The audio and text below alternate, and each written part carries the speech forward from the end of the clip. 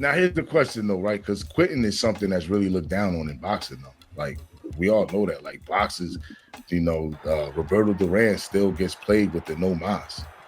Like he did it. But think about it though. Like, are we as the fans really being too hard on these, or only like, what do we want to see them go out there and kill themselves? We want to see them die. Like, when is enough? You understand what I'm saying? Like, if you can't go, you can't go. Like, if you know your body, you know your body. Fighter knows this himself though. It's kind of one of them situations where should a fighter know? You don't expect an elite fight. You don't expect Crawford to quit. You don't expect Spence to quit. You expect him to get beat the way he got beat, but not quit. Not say I don't want no more. You see how you said it? You look like Hellboy, right? You expect him to look like Hellboy and get up off his stool looking like Hellboy to still come out and fight. That's what you expect from Spence. Right. You know he would have. No, he would have. He did. He actually did. He did for about 2 rounds. Quitting though, man. I just want your take on quitting though, man, real quick, because this is something that, like, because even me saying it, I was saying it like I'm surprised he quit, but I mean, he was hurt. What do you think? The way we perceive fighters, right? Again, like you said, they're going in there, they're risking their lives, man, for our entertainment.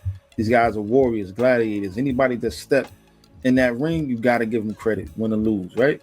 Mm-hmm. Quitting, though, we don't want fighters to lose their life or lose, use of their faculties, you know what I'm saying, mentally or otherwise, for our entertainment. But optically, just how it looks for a fighter to quit, especially when it's somebody that you're rooting for, it changes your perception a bit about them, right? I hate that it's like that, but how do I personally feel about it? Yo, I'm gonna be honest. I think a fighter should have a code word or something, man.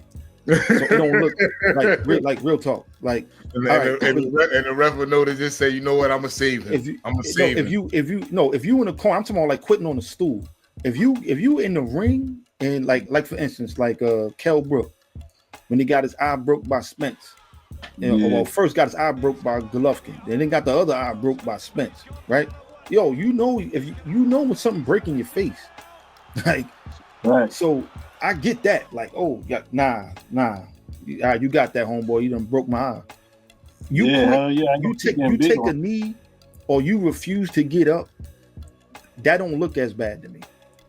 You in the corner, and the ref, and like, yo, and you like, nah. It just looks weird to me. I feel like in those type of situations, like with Tim Tszyu, have a code word. You know what I'm saying? Tell your corner like, yo, Gesundheit, get up, go out there, have him throw in the towel. You know what I mean? It just looks weird to sit in your corner and be like, nah, like when De La Hoya, they asked De La Hoya English and Spanish against Manny Pacquiao. You want to fight? No. Bird. No. It's like you either gonna go out there and get knocked out. You gonna go out there and get knocked out, or you just gonna be like, you already know you ain't gonna do. I feel like it's up for your corner to save you. Yeah. And that's right? What I was alluding to that earlier. Like, but what if your corner doesn't though? What if because sometimes you might have what's my man Rory Holloway and Jimmy Thorne in your corner. They'll let you get beat on. They're going, you got 2 eyes, man. You'll be all right with one. You know? Yeah, they'll let you get beat on. But you might have the wrong people with the wrong intentions in your corner who are not thinking about your well-being, your health, and your faculties.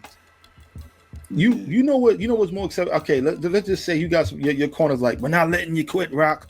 Go out there and give it all you got. Yo, if you really feel Rocky's eyes, it was that bad in Rocky. They took a razor and cut his eyes and said, "Go back out." Go back out. Yeah, go back out there. If you feel like, yo, if I go out here and get hit some more, my brain gonna hemorrhage. Get up. Yeah. Go out there. When the bell ring, take a knee. It just looks better to me. Sit in your corner like, nah, I'm not getting up. Oh yeah, like it just look like you Like you need just take a knee or like a dive. Like which one? Dive? No. Boy, let him get the first punch. Let him get the first punch and then go down. Nope. No, You ain't gotta do that. Get up, ding. Get up and collect yourself. No, get up, take a knee. So for Get the up full and 10? take it. Yeah. For 10 seconds. Well, he might not even get up. Nah, don't quit in your corner, man. Don't quit in your corner, man. That's why I said you gotta get up, take the first two swings. Yeah, go just drop. catch a couple, boop, take a knee. Exactly. Yo, It just You know drop. somebody did that, right?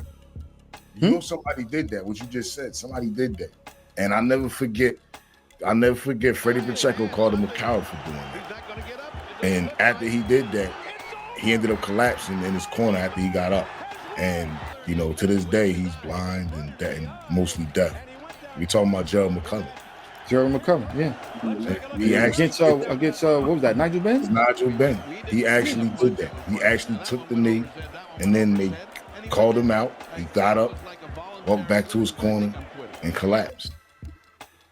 Yeah, that's crazy. It's never took a step since.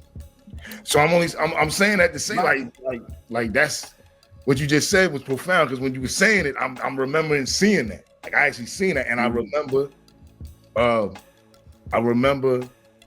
Freddie Pacheco calling him a coward. The fight doctor. Remember, he's a doctor. Yeah. Forgot about the Chris Eubank, Michael Watson. Didn't he die? Did he die? Remind me. Is that the fighter who died against Chris Eubank Sr.? I don't know if he died. I thought wasn't he brain dead? There was a couple dudes that died. That was what, like 97, 96? What year was that? I think if I'm not mistaken, yo, Karan, man, just remind me if that's the brother who died against Chris Eubank. It's a brother who he fought and he died. I think it was Michael Watson. He died. Yeah, I remember something. I remember them talking about that. Yeah.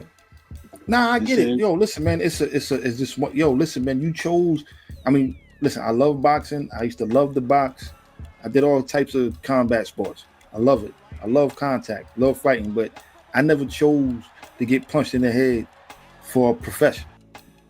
This is part of the culture. This is part of the sport. We hate to see it. Again, for me, it's just retiring in your corner. Now, again, some injuries are worse than others, right? Like, who knows what Tim Tszyu is? He said he just ended up in a bad state. Okay. He did. He just ended up really bad. I remember that. He wasn't. He didn't kill him. I remember that. But I don't know what Tim Tszyu, what he felt to make him wanna. When he stood up and did the interview, he seemed fine. For me, in